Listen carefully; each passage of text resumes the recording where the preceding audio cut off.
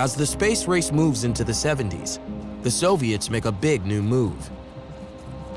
They invite candidates from their allied nations to become cosmonauts, to show the world how progressive and diverse they are.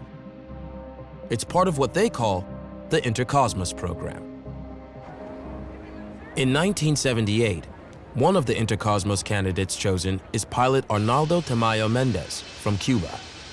Not only is he Latin American and from a third world country, he's also of African descent.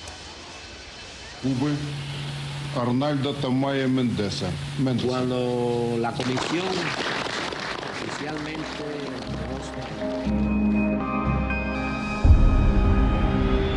un requisito fundamental era saber hablar ruso. We needed to know how to speak Russian.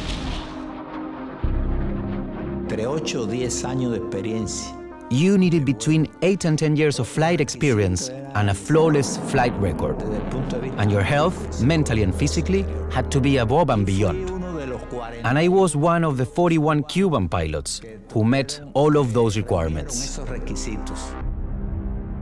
America is still way behind in recruiting a more diverse class of astronauts, but they found assistance from an unlikely source: Hollywood. Hi, I'm Nichelle Nichols, but I still feel a little bit like Lieutenant Uhura on the Starship Enterprise. This was the first time an African-American, male or female, had appeared in a role such as this, where she was fourth in command of the Starship Enterprise. And that showed some possibility that maybe one day we might be able to do things like that. It's still an all-white male astronaut corps. Yeah. People are somewhat, well, the credibility is rather zero with NASA in the minority community and females. NASA's campaign attracts a record 8,000 applicants. A big part of the appeal is the new space shuttle. Its revolutionary design allows it to carry a crew of up to 9, which gives scope to recruit astronauts who aren't fighter pilots. And in January 1978, NASA selects its most diverse class ever. But quietly, 2 months later, Cuban Arnaldo Tamayo Mendez starts training as a potential Soviet cosmonaut.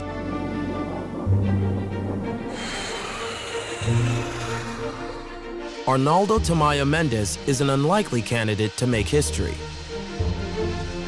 Born to a poor family in eastern Cuba and orphaned as an infant, he grows up dreaming of becoming a fighter pilot.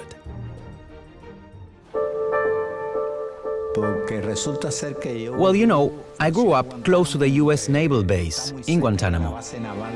So I used to see the fighter jets flying overhead. The Cuban Revolution provides an opportunity for Tamayo Mendez to join the Air Force. He's a top combat pilot, and at just 19, flying reconnaissance missions during the Cuban Missile Crisis.